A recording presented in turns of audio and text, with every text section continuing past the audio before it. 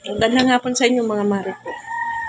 Hapon na. Alas 2 na ng hapon yung tanghalian natin. May kanin ako dito mga mare. Konti lang. Tapos,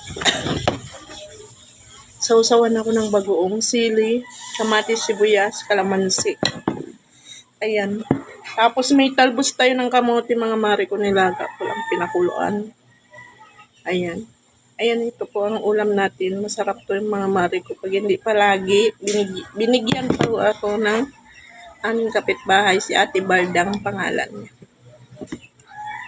Ayan. Sausaw natin dito. Masarap to mga mare ko. Kain po tayo.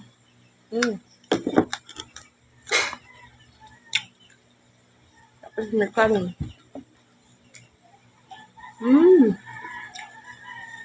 Yan natin sibuyas. Mati. Sarap. Mga mare ko, kain po tayo.